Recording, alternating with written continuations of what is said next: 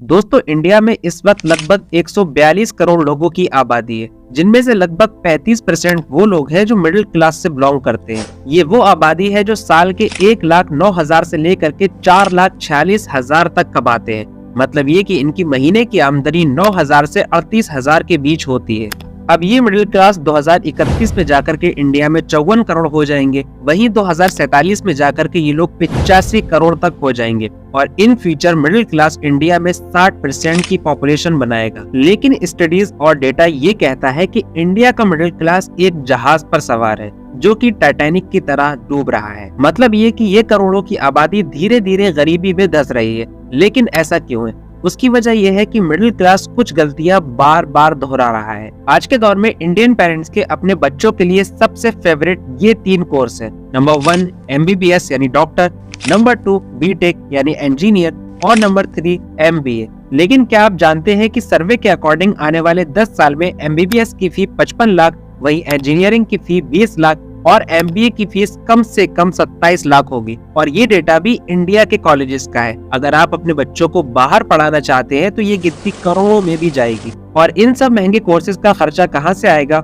Of course आपकी salary से, जो कि बहुत धीरे धीरे बढ़ रही है। अब यहाँ पे मिडिल क्लास लोग जो सबसे बड़ी गलती करते हैं वो होता है एक हैवी लोन लेना। आपको अंदाजा नहीं है, लेकिन इंडिया में मिडिल क्लास लोग इतना ज्यादा लोन ले रहे हैं कि खुद RBI के गवर्नर को अपने एम्प्लॉइज को ये कहना पड़ा कि मिडिल क्लास फैमिली को लोन थोड़ा सोच समझ के दिया जाए। इकोनॉमिक टाइम्स की एक रिपोर्ट ये बताती है कि इंडिया की बड़ी कंपनीज जैसे कि HCL और विप्रो वगैरह ने अपने एम्प्लॉइज की सैलरी बढ़ाने से साफ मना कर दिया है। वही जिन कंपनीज ने अपने एम्प्लॉइज की सैलरी बढ़ाई है तो वो भी ज्यादा से ज्यादा 6 से 8% तक बढ़ाई है। यही वजह है कि मिडिल क्लास लोग कभी भी इन्फ्लेशन को मैच नहीं कर पाते, क्योंकि अगर पिछले 5 साल की बात की जाए तो इंडिया में एम्प्लॉइज की सैलरी सिर्फ 10% बढ़ी है, लेकिन महंगाई हर साल लगभग 24% की तेजी से बढ़ रही है। तो इन्फ्लेशन को टच करना मिडिल क्लास के लिए तो लगभग इम्पॉसिबल है। फॉर एग्जाम्पल, अगर आप 20 साल पहले पेट्रोल के दाम देखें तो वो 33 रुपए पर लीटर था। वही पेट्रोल आज के दौर में 100 को भी टच कर गया है।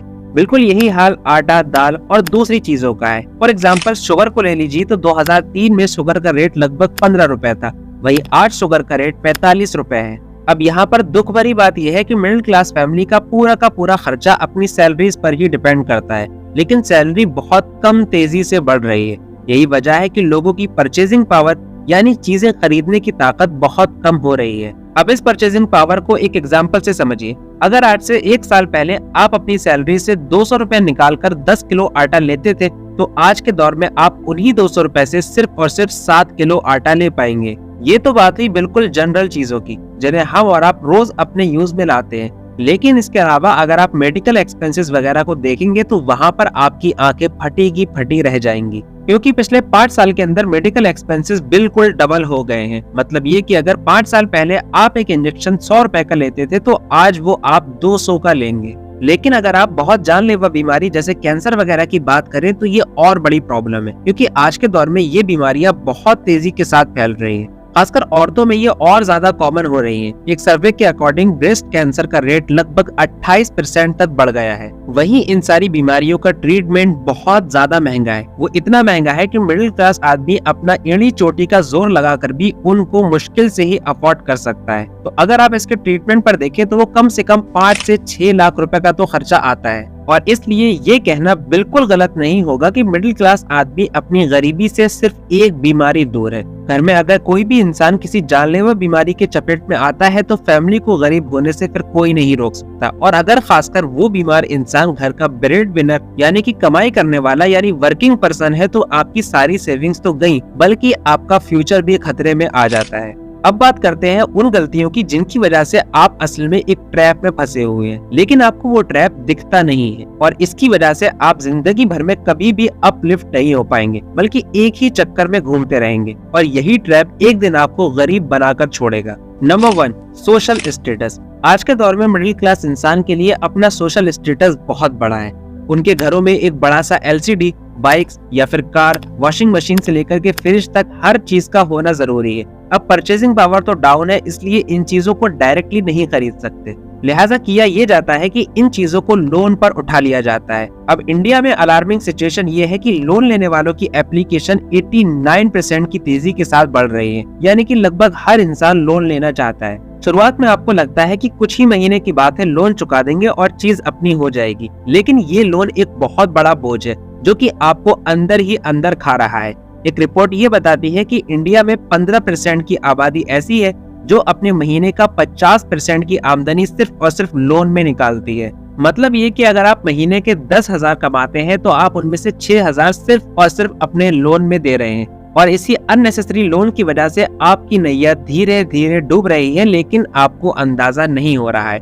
अब आप कहेंगे चलिए कार और बाइक वगैरह नहीं लेते, लेकिन एजुकेशन का क्या, वो तो देना जरूरी है, तो चलिए उस पर भी बात कर लेते हैं। द हिंदू न्यूज़पेपर का कहना यह है कि पेंडेमिक के बाद इंडिया में एजुकेशन लोन 4 गुना तेजी से महंगा हुआ है। अब आप एक हाई फाई लोन लेकर अपने बच्चे को मेडिकल, इंजीनियरिंग या बिजनेस पढ़ने के लिए भेज देते हैं। अब उसने वहाँ पर पढ़ाई भी कंप्लीट कर ली और अब आता है लोन चुकाने का टाइम, जो कि वो अपनी जॉब से चुकाएगा। लेकिन दिक्कत यहीं पर आ जाती है, इंडिया के बिजनेस सेक्टर में नए ग्रेजुएट्स के लिए जॉब ना के बराबर है। डेटा ये बताता है कि लगभग 80% इंजीनियरिंग ग्रेजुएट्स बिल्कुल फ्री बैठे हैं, यानी कि अनएम्प्लॉयड हैं।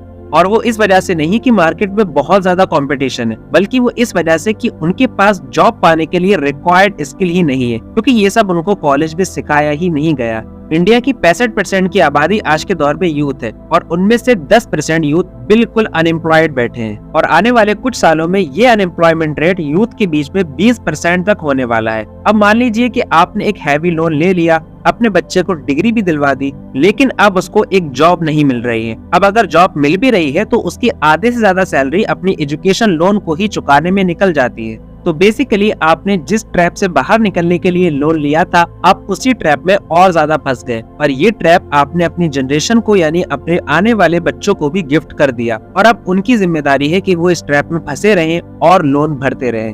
तो अब आप कहेंगे कि लोन लेना भी छोड़ दें या फिर अपने बच्चों को एजुकेशन ही ना दिलवाएं। तो यहाँ पर लोन लेने का तरीका आपको समझना होगा। पहली बात तो ये कि जब भी आप लोन लेने जाए तो अपनी डाउन पेमेंट बहुत ज्यादा हाई रखें, ताकि आपको इंस्टॉलमेंट्स में पैसे बहुत कम देने पड़े। नंबर 2 कि आप उस चीज को फिगर आउट करें जो आपके लिए बहुत ज्यादा जरूरी है और जिनके बिना आपकी जिंदगी की गाड़ी नहीं चल सकती, और उन्हीं चीजों को लोन पर उठाएं।